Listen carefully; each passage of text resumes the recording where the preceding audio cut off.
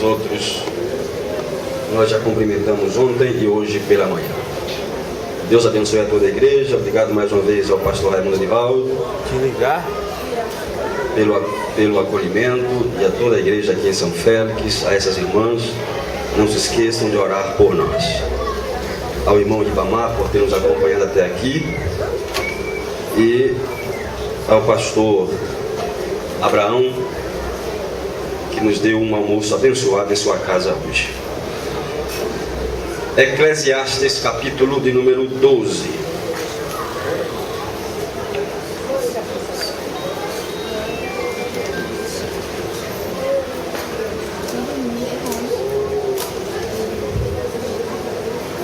Eclesiastes, capítulo 12. Nós vamos ler os versículos 13 e 14. A palavra de Deus diz assim: de tudo o que se tem ouvido, o fim é: teme a Deus e guarda os seus mandamentos, porque isto é o dever de todo homem. Porque Deus há de trazer a juízo todas as obras, até as que estão escondidas, quer sejam boas, quer sejam más. Amém.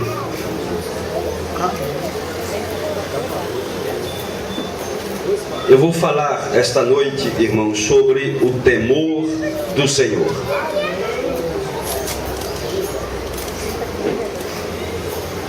Nós dissemos ontem aqui que a sociedade está tão confusa em relação a quem é Deus, quem seja o Senhor Deus,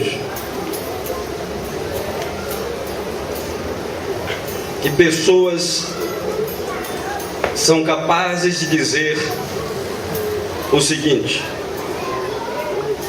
como eu ouvi recentemente em uma reportagem, quando algumas garotas de programa estavam sendo entrevistadas na Via Dutra, numa região próxima à cidade de Aparecida do Norte.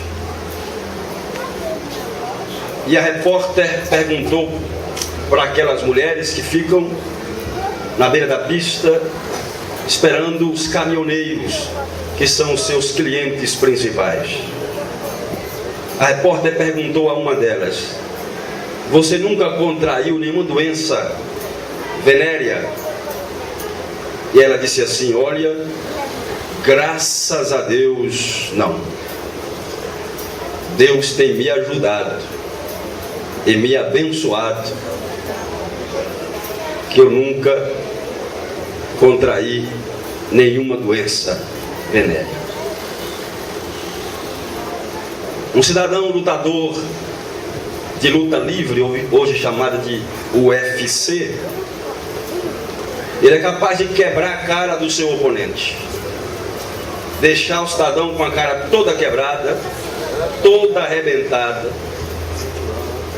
nocauteado, sem conseguir levantar do chão. E ele então vibra, levanta as mãos para os céus e diz: glória a Deus, graças a Deus. Talvez essas pessoas façam assim, porque é assim que nós estamos apresentando Deus para elas. Um Deus que lhes permite seguir qualquer profissão e que lhes abençoa na escolha que eles fizerem, ainda que seja para se prostituir ou para quebrar a cara do seu adversário. Esta noite eu falo sobre o temor do Senhor, pedindo a Deus que nos dê a devida graça para apresentá-lo aqui como Ele é, de maneira que não haja mais confusão, mas que nós conheçamos realmente a Deus. E então vamos entender, como disse o salmista, no capítulo 25 dos Salmos e versículo 14: o temor, a intimidade do Senhor é para os que o temem. Não há comunhão com Deus para quem não o teme. E o que seria temor a Deus?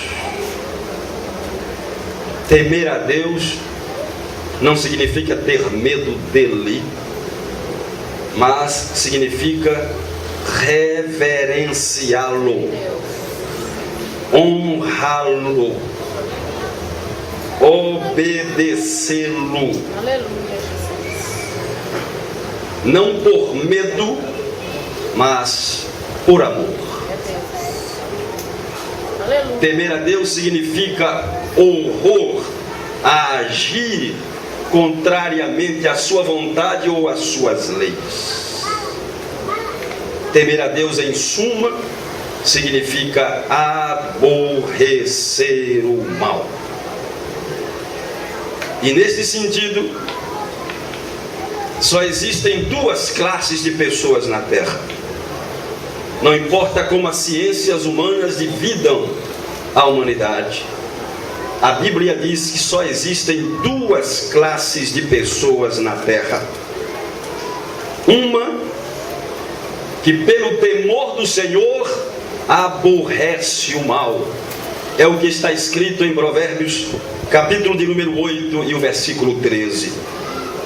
E a outra classe, em quem não há temor de Deus diante dos seus olhos, Salmo 36, versículo 1, por conseguinte, não se despega do mal. Salmo de número 36 e o versículo de número 4. Segundo a Bíblia, os destinos destas duas classes de pessoas estão também biblicamente definidos.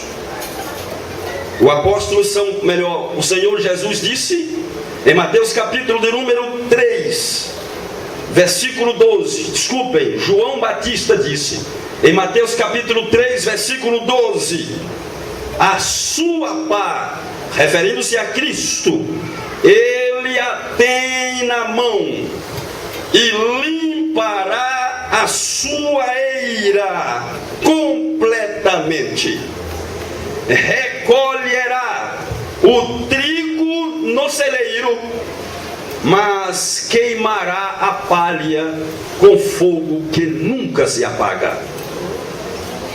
Trigo, os que temem a Deus; palha, os que não têm o temor de Deus diante dos seus olhos.